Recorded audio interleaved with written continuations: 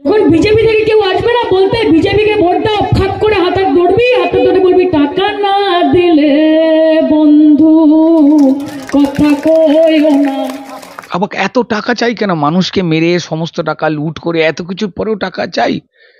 সায়নী দেবীকে তো একবার ইডি ডেকেছে। আমি চাই যে তিনি নিজেকে নির্দোষ প্রমাণ করে বেরিয়ে আসুক, কিন্তু কি সুন্দর দল ওর বিরুদ্ধে চুরির অভিযোগ, চাকরি চুরির অভিযোগ, কোটি কোটি টাকার ফ্ল্যাট, সেই ফ্ল্যাট মিডিয়াও দেখেছে, আপনারা সবাই দেখেছেন, আমি জানতে পেরেছি যে এত কিছু, এত কোটি কোটি টাকা নেওয়ার পরেও আবার সেই হাত ধরে বলছে টাকা দে, হাত ধরতে দিয়ে বলছে টাকা দে, মানে এই টাকার বিনিময়ে সবকিছু দিয়ে দেওয়া, তা তাদের গায়ে লাগে না, সম্মানে লাগে না। মানুষে কেন এরম ভাবছে? তারপর বলছে পাল তুলে দে, হেলা করিস না। কে কোথায় পাল তুলবে? দেখুন, তৃণমূলের পাল ছিঁড়ে গেছে, নৌকা পরিষ্কার, উঠোনে এসে ধাক্কা খাচ্ছে। কখনো পরিষ্কার মুখ্যমন্ত্রী বাড়িতে ঢুকে এমন ঠোকাঠুকি করছে, এর মাথা ফেটে যাচ্ছে, ওর গাল ফেটে যাচ্ছে, পুলিশ চুপ, পরিবার চুপ হয়ে থাকছে। কে বলছে দুই ভাইয়ের মধ্যে মারামারি হচ্ছিল, খাবলা খাবলি করে টাকা কে কি নেবে, সেইখানে সামলাতে গিয়ে হয়েছে। পিজির ডাক্তাররা বলছেন যে পিজি ডাক্তাররা সারাক্ষণ খুঁজে বেড়ায় যে তৃণমূলের নেতাদেরা গ্রেপ্তার হতে গেলেই আমি শিশুদের বেডে শুইয়ে রেখে দেবো, যেমন কাকুকে, অনুব্রত বাবুর সময় ডাক্তারদের তৃণমূল বলেই দিয়েছে প্রমোশন পেতে গেলে বা যদি মার্ডার না হতে চাও খুঁজে বেড়াও তৃণমূলের আসামির কি দোষ, মাথায় দোষ না অন্ডকোষ, সবাই খাবলে খাবলে বেড়াচ্ছে ওপর নিচে, এটা তৃণমূলের নিয়ম। বরুদনীল দা, সায়নী যেভাবে বলছেন, আপনার কিন্তু হাতটা মানুষ ধরে ফেলবে, সে ছেলে হোক মেয়ে হোক সবাই।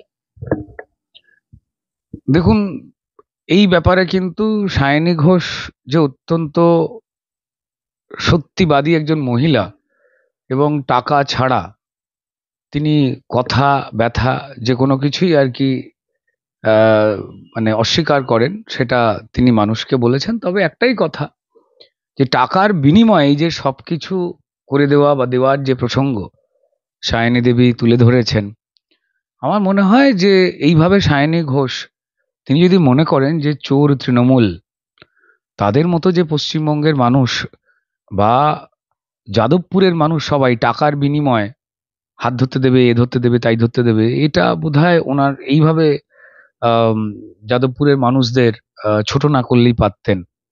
আম, যাই হোক, এটা যে যার রুচির ব্যাপার। উনি যে কোনো শিক্ষিত ভদ্রলোকেদের গোমূত্র দিয়ে কুলকুচির করার কথা বলেন, নিজের বাড়ির লোকেরা হয়তো যেমনটা করে বলা যায় না। আমরা যেমন সকালবেলা প্রত্যেকেই ভাবি যে আহ, কাউকে ফোন করলে যদি সে বলে একটু পরে ফোন ধরছে, আমরা বলি যে চা খাচ্ছিলেন, আবার দুপুরবেলা জিজ্ঞেস করি ফোন ধরলেন না, স্নান করে কি ভাত খাচ্ছিলেন ওই জন্য। ঠিক তেমনই ওরও মনে হয়েছে যে এতদিন ধরে তৃণমূলে যা দেখেছে, গরু চুরি করতে করতে গরুর তো কোনো কিছু ওরা বাদ দেয়নি, গোবর গোমূত্র পুত্র সমস্ত কিছুই, তো সেটাকে দিয়ে উনি ভেবেছেন যে আমরা গোমূত্র নিয়ে যেটা করি কুলকুচি, বাকি সবাই সেটা করেন। যেমন টাকা না দিলে বন্ধু কথা কইও না, হাতটা খপাত করে ধরতে বলছেন। আমি জানি না কেন এই খপাত করে ধরা, তারপর এই শিবলিঙ্গে কন্ডম পরিয়ে সনাতন ধর্মকে ছোট করা।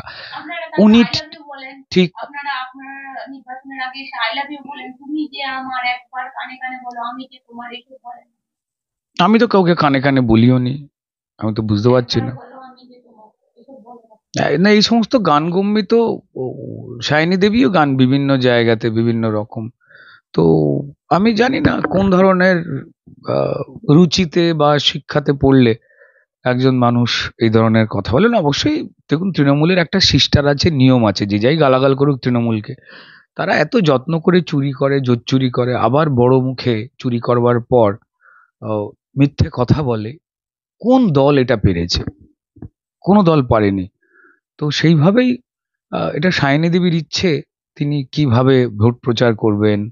কেউ কেউ তো বলছেন যে উনি নাকি যাদবপুরে যখন বেরোচ্ছেন, যারা হিন্দু ধর্মের মানুষ রয়েছেন তারা হিন্দু মন্দিরগুলো, শিব ঠাকুরের মন্দিরগুলো বন্ধ করে দিচ্ছেন, বাড়িতে শিব ঠাকুরের মূর্তি থাকলে সেগুলো সরিয়ে ফেলছেন, কারণ সায়নী নাকি হাতে টুপি নিয়ে ঘুরে বেড়াচ্ছে, ওইরকম কিছু দেখতে পেলেই টুপি পরাতে চাইছে, ওই যেরম পরিয়েছিলেন। এ তো আহ অসভ্য কথা, খারাপ কথা, এই ওই। তবে আমি এইটুকু একটা কথা বলবো যে সায়নী ঘোষকে আহ, সত্যি সম্মান করা উচিত, কারণ দুরুম করে তৃণমূলে এসে ক্যাত করে একে তাকে সরিয়ে দিয়ে তারপর দুরুম করে তৃণমূলের যুব সভাপতির চেয়ারে বসে পড়া, তারপর হঠাৎ করে নিজেকে অভিনেত্রী না বলে আমায় জননেত্রী বলুন নাকি সভানেত্রী বলুন আমি জানি না, এবং তারপর কয়েকদিনের মধ্যেই তৃণমূলের নিয়ম মেনে আহ, যে যে চাকরি চুরি করে শিক্ষক নিয়োগ হয়েছে, সেই টাকা নাকি তিনি প্রচুর ফ্ল্যাট ট্যাট কিনে ফিনেছেন, যা মিডিয়া নিউজ মারফত দেখতে পেয়েছি, ইডি ডেকে পাঠিয়েছে। এত সহজে এই ধরনের কেস তো খাওয়া যায় না, পরিশ্রম নিশ্চয়ই করেছেন। এবং ওনারা ওই দেখুন, ওই যাদবপুর টোটাল লোকসভা কেন্দ্র আসলে অপারেট করেন তো হচ্ছে শওকাত মোল্লারা, বোমবাদা শওকাত মোল্লা। আমাদের সম্মানীয় মুখ্যমন্ত্রীর কথায় যিনি শওকাত মোল্লাকে বলেছেন, তুই চুপ কর, তুই তো বোমা দিস, ভিডিও আছে ইউটিউবে, বিখ্যাত ভিডিও। এবং তারপরে এই শওকাত মোল্লাকেই যাতে না কেউ ঘিরে ধরতে পারে তার অন্যায়ের প্রতিবাদে, সেই জন্য মমতা বন্দ্যোপাধ্যায় নিয়ম মেনে জেড ক্যাটাগরির পুলিশ প্রোটেকশন দিয়েছেন এই সবাই যাকে ক্রিমিনাল বলে এই শওকাত মোল্লাকে। শুধু তাই নয়, শওকাত মোল্লার আর এক স্যাঙাত আছে, আরাবুল, ভীমরুলের চাকের মতো আর কি যার মন। সেই আরাবুল এক ভদ্রমহিলার শিক্ষিকাকে জলের জগ ছুঁড়ে মেরেছিলেন। তো এরা সব তৃণমূলের সম্পদ, যারা এই যাদবপুর লোকসভা কেন্দ্রে জমি লুট করে, খুন জখম করে। তো তাদেরই প্রতিনিধি হিসেবে মমতা বন্দ্যোপাধ্যায় ঠিক করেছেন কাউকে মানাবে না, শাহিনীকেই মানাতে পারবে, যে এই কয়েকদিনের মধ্যেই চাকরি লুটের টাকা, যে টাকা শাহিনীর কাছে ঢুকেছে, অভিযোগ এসেছে, ইডিতে কেস খেয়েছে, তাকেই প্রার্থী করা উচিত। কারণ যতক্ষণ না পর্যন্ত এইরকম কেস খাচ্ছে, চোর জোচ্চোরের পক্ষে কথা বলছে, ভদ্রলোকেদের গালাগাল দিচ্ছে, হিন্দু ধর্মকে ছোট করছে, ততক্ষণ সে মানে তৃণমূলের বড় সম্পদ হয়ে উঠতে পারে না। ইলেকশনের আগে এসে এসে বড় বড় কথা, তুমি যে আমার, গো তুমি যে আমার, কানে কানে শুধু একবার বলো তুমি যে আমার, কখনো প্যার হ্যায়, কখনো প্যার হ্যায়। আই লাভ ইউ কেন বলেন লুটুদা? সেই কথা আমরা কি মানুষকে মারবো, তৃণমূলের মতো লুট করব?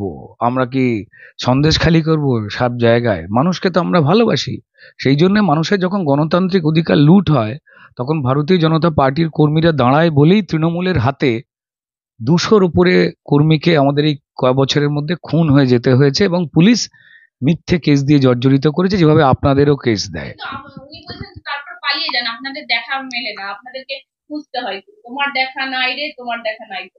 ঠিকই বলেছে। গানের ভাষা। হ্যাঁ, আমি তো বললাম যে খুব ভালো, ঠিক আছে, উনি কেন সব প্রফেশনে এলেন, গান গাইতে পারতেন, তো উন্নতি হতো। ভারতীয় জনতা পার্টি যারা কার্যকর্তা রয়েছে, আমরা যারা রয়েছে কাজ করি, আমরা সত্যি কথা মানুষের পাশে 24 ঘন্টা থাকি না, আমরা 18 ঘন্টা থাকি। তৃণমূল 24 ঘন্টা থাকে, ওদের দলে যেটা বলা হয় এটা সত্যি। আমরা তৃণমূলের থেকে মানুষের পাশে থাকার ক্ষেত্রে পিছিয়ে, কারণ 24 ঘন্টার মধ্যে আমরা মানুষের পায়খানা বাথরুম করতে যাওয়া, স্নান করতে যাওয়া, বা স্বামী স্ত্রী বাচ্চার সঙ্গে যখন মানুষ শোয়, তখন আমরা তার পাশে থাকি না, কিন্তু তৃণমূল থাকে।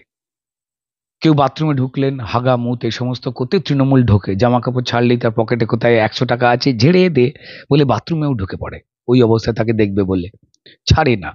ইভেন মানুষ যখন তার স্ত্রীর সঙ্গে শুচ্ছে বা স্বামীর সঙ্গে শুচ্ছে, পাশে তৃণমূল একটা বালিশ নিয়ে শুয়ে পড়ে। বাই চান্স যে পোশাকটা পরে আছে সেই পোশাকটা যদি খুলে রেখে দেয়, তার পকেটে যদি 1 টাকার আদুলি থাকে, ছেড়ে দে।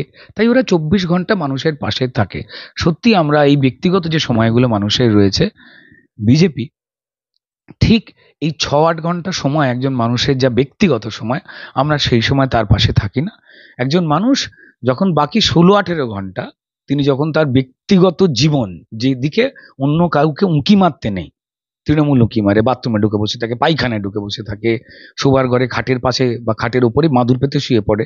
তো শুধু তাই কেন, আর পিঠে বানাবার জন্য আপনার মেয়ে বউকে বাড়ি থেকে তুলে নিয়েও চলে যায়। ওরা 24 ঘন্টা পাশে থাকে, যে 24 ঘন্টার একটা সেকেন্ড যদি মানুষ 4 আনা পয়সা ইনকাম করে, ঝেড়ে দে।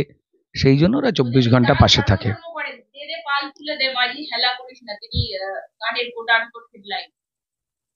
কে কোথায় পাল্টা আমি জানি না, এদের খালি তুলে দেওয়া, ধরে নেওয়া, এইসব কি ধরনের ব্যাপার আমি বুঝতে পারি না। একটা বিচার ব্যবস্থার একটা কলঙ্ক ওই অভিজিৎ গঙ্গোপাধ্যায়, এটা হচ্ছে নাম্বার 1। আর দ্বিতীয়, আমি একটা টিভিতে দেখছিলাম যে ও বলেছে আমি চন্দ্রবড়া, বিষধর সাপ। তা বিষধর সাপকে কিভাবে বশ মানাতে হয়, তাদের কিভাবে ওই ঝুপড়ির মধ্যে পড়তে হয়, সেটা আমাদের ওজা হলো মমতা বন্দ্যোপাধ্যায়, অভিষেক বন্দ্যোপাধ্যায়, তারা খুব ভালো মতো জানে। ওই ধরনের চন্দ্রবড়া, ওই ধরনের গোখরোকে ওই ঝাঁপির মধ্যে ঢোকাতে, এটা মমতা বন্দ্যোপাধ্যায়, অভিষেক বন্দ্যোপাধ্যায় ভালো জানে। আর মমতা বন্দ্যোপাধ্যায়কে নিয়ে অপমান শওকত মোল্লা করে প্রমাণ করলেন তিনি আরো বড় ক্রিমিনাল।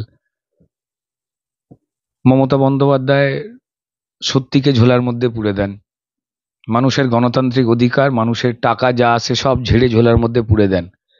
তাহলে অভিজিৎ গঙ্গোপাধ্যায় সত্যি তেমন খুব দামি কেউ? মমতা বন্দ্যোপাধ্যায় ঝেড়ে ঝোলার মধ্যে পুরতে চাইছেন। তবে দেখুন, মমতা বন্দ্যোপাধ্যায় এখন আহত একজন মানুষ। মুখ্যমন্ত্রী হিসেবে আমি তার দ্রুত আরোগ্য কামনা করি। তার ক্রিমিনালদের বা শওকাতকে এই যে এত জেট ক্যাটাগরি সিকিউরিটি দিয়ে ঘিরে দেওয়ার পরেও শওকাত মোল্লা এইভাবে মুখ্যমন্ত্রীকে না অপমান করলে পারতেন। হ্যাঁ, ওঝা ফুজা এটা কি? একজন মুখ্যমন্ত্রীকে আপনি ওঝা বলে দিচ্ছেন? আপনার কৃতজ্ঞতা নেই? আপনি একটা বোমবাদা ক্রিমিনাল, তারপরেও আপনার মতো ক্রিমিনালকে ঘিরে রেখে দেওয়ার জন্য মমতা বন্দ্যোপাধ্যায় জেট ক্যাটাগরির নিরাপত্তা দিয়েছে। তিনি ক্রিমিনালদের ভালোবাসেন, রক্ষা করতে, সেই জন্য একটু ভালো কথা বলুন যে মমতা বন্দ্যোপাধ্যায় ডাক্তার, মমতা বন্দ্যোপাধ্যায় বৈজ্ঞানিক, এসব বলুন। কেন ওঝা ফুজা বলতে চাইছেন? আশ্চর্য। এই ঠিক না। শওকত বাবু, আপনি ক্রিমিনাল ঠিক আছে, মিথ্যেবাদী হবেন না। ছি, শওকত মোল্লা খারাপ মানুষ সবাই বলে, কিন্তু শওকত মোল্লার এই কথা বলে প্রমাণ করলেন যে ওনার মাথায়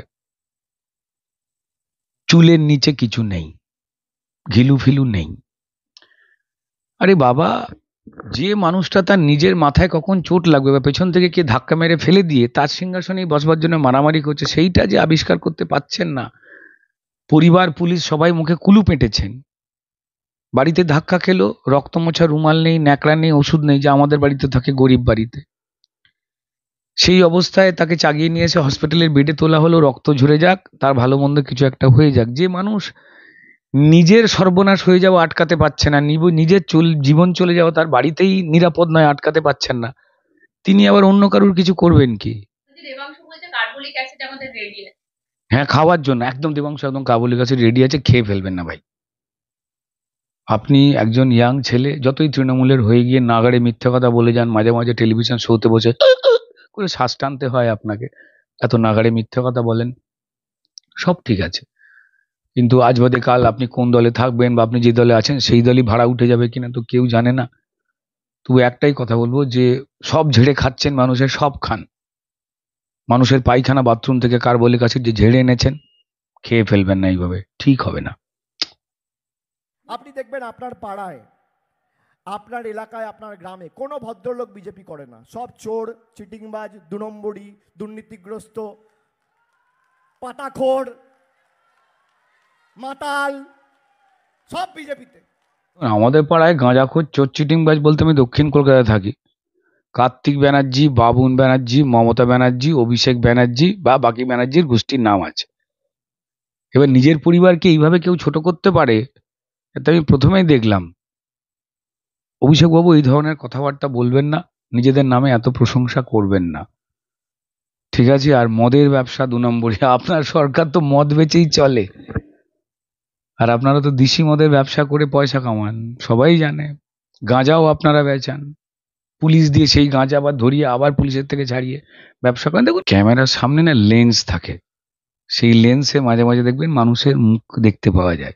আমার মনে হয় ক্যামেরার লেন্স আয়নার মতো হয়ে গিয়ে উনি নিজের মুখ দেখতে পাচ্ছিলেন, ওইসব বলছিলেন। আমি তবুও বলবো, অভিষেক বাবু, এত অস্থির হয়ে যাবেন না, ভেঙে পড়বেন না, ঠিক আছে? এত কম বয়সে সারা ভারতবর্ষের কেউ পারেনি, আপনি পেরেছেন এতগুলো একসঙ্গে চুরি জোচ্চুরির কেস খেতে। আপনার পিসিমণি ভরা মঞ্চে দাঁড়িয়ে আপনি 2 ছেলের বাবা হয়েছেন এই বয়সে, একটা স্ত্রী আছে, অনেক কষ্ট করে 3-4 বছর রাজনীতিতে আসার পর রাস্তার উপরে 50 কোটি টাকার আপনি বাড়ি বানিয়েছেন। এ তো কম কষ্ট আপনাকে করতে হয়নি। কিন্তু কোর্ট বলছে আপনি নাকি যা মাল বানিয়েছেন, আবার সত্যি কথা বলে ফেললাম, আপনি যা সঞ্চয় করেছেন তার নাকি হিসেব দিতে পারছেন না। আসলে আপনি একজন ব্যবসায়ী, আপনার কোম্পানির নাম লিপস অ্যান্ড বাউন্ড, তাই আপনি চেপে গেছেন, করতে পারছেন না আর কোনো সাউন্ড। অভিষেক বাবু, আমরা আপনার থেকে সেই বক্তব্যটা শুনতে পাচ্ছি না কেন? আমার বিরুদ্ধে একটা প্রমাণ থাকলে, 10 পয়সার যদি কেউ অভিযোগ দেখাতে পারে, আমি হাসতে হাসতে ফাঁসির মঞ্চে নিজে গলায় দড়ি পরবো। আমরা সেই ডায়লগটা আপনার মুখ থেকে শুনতে পাচ্ছি না, খুব সন্দেহ হচ্ছে। আমার মনে হয় আপনার এই সপ্রতিভ ঝকঝকে যে চেহারা, খুব ভাল লাগে সবার দেখতে। আপনার পিসি আপনারা এই মিথ্যে কথা বলছেন, আমরা বুঝতে পারছি যে আপনি খেতে পড়তে পারছেন না। যে খেতে পড়তে পায় না, যার বউ বাচ্চা মানুষ করতে পায় না, তার রাস্তার উপরে 50 কোটি টাকার বাড়ি থাকে, এত ঝকঝকে চেহারা থাকে, দাড়ি গোঁফ বেরিয়ে যাবার তো কথা। তারপর আপনি সাংসদ, 2-2.5 লাখ টাকা করে মাসে কামাই। তারপর আপনার দল চোর চোর। দুলা সেনের নিয়ম অনুযায়ী 25%, 75% মানুষের যে টাকা ঝাড়ছেন তা ভাগ করে নেবার কথা বলেন। আপনাকে কেউ কিছু দেয় না, খুব খারাপ। কারণ আমাদের না একটা লজ্জাবোধ আছে। এরা গরু বালি পাথর থেকে খেতে খেতে পায়খানা বাথরুম সব ঝেড়ে খেয়ে ফেলেছে। এবার আমাদের যদি কেউ যায় জামা প্যান্টগুলো অব্দি ঝেড়ে দেবে, আমরা কি খালি গায়ে ওখান থেকে ফিরবো? আপনারা ভয় যাচ্ছেন না, খোলা মঞ্চে ডাকছে আপনাদের। তোকে খোলা মঞ্চে ডেকে তো সবকিছু খুলে নেবে। ওরা তো জামা কাপড়ও বিক্রি করে ঝেড়ে দিয়ে, খুলে নিয়ে লোককে ন্যাংটো করে দেয়। ওরা পাগল, ওখানে কেউ যায়? আপনাদের কি হিসেব নিয়ে যেতে বলছে তো? কিসের হিসেব? যে ওরা কত ঝেড়েছে, আপনারা যা ঝেড়েছেন সেই হিসেব করছে। এত ঝাড়ছেন, হিসেব শেষ করতে পারছে না। শুধু আমরা নয়, হাইকোর্ট এমনকি সুপ্রিম কোর্টও। তার মধ্যে থেকে আপনি খোলা মঞ্চে যাবেন, বসবেন অভিষেক বন্দ্যোপাধ্যায়ের সাথে, এই হিসেব নিয়ে যে হিসেব উনি বলছেন বারবার, আপনি বলুন না সরাসরি। হ্যাঁ, কেন যাব না? উনি আসুক। উনি কোথাও যাবেন না তো। উনি নিজের ভাড়া করে দিয়ে কিছু পয়সায় চালানো চ্যানেলে মাঝে মাঝে বসে বসে ইন্টারভিউ দেয়। আবার কি প্রশ্ন করা হবে সেটা উনি লিখে পাঠিয়ে দেন। সেই সাংবাদিকেরা লজ্জার মাথা খেয়ে ওনারই বলে দেওয়া প্রশ্ন নিজেরাই বলেন। 2-3টে চ্যানেল আছে, সেই ছাড়া তো বেরোয় না কোথাও। আর হ্যাঁ, মানুষ লাকি যখন উনি ইডিসিবিআই ডাক পেয়ে জাতির উদ্দেশ্যে ভাষণ দেওয়ার মতো নিজেকে গান্ধীজি মনে করে বাইরে বেরিয়ে এসে অবরং অগ্রাম বগ্রাম মিথ্যা কথা বলে যায়। বলে আর প্রশ্ন শোনে না, উল্টে ঢুকে যায়। তারপর যে প্রশ্ন করেছিল সন্তু পান, তাকে জেলে পুরে দেয়। প্রচন্ড ভীতু, ভয়ঙ্কর ভীতু। না, ওপেন চ্যালেঞ্জ করছে তো, আয় কে বিজেপি নেতা আছিস। তা আমিও তো বলছি আসুন না, আমার বাড়িতে আসুন। চুরির চা নয়, একদম খাটালের গোয়ালার গরুর দুধের চা খাওয়াবো। হাসি মুখে বলবেন, সরাসরি বলুন অভিষেক ব্যানার্জি। অভিষেক বন্দ্যোপাধ্যায়, আপনি আমাদের যে কোনো বাড়িতে আসুন। আপনাকে ঘিরে থাকা, আমি জানি না আপনাকে কে পেঁদাবে বা ধরবে, আপনি এত পুলিশ দিয়ে ঘিরে থাকেন।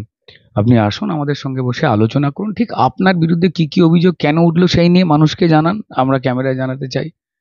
আর কি হিসেব আপনারা ঝেড়েছেন, আর কি হিসেব মানুষের কাছে রয়েছে, আদালতে পেশ করার সমস্ত হিসেব নিয়ে আপনার সামনে আমরা বসে আলোচনা করতে চাই। আসবেন, আসুন।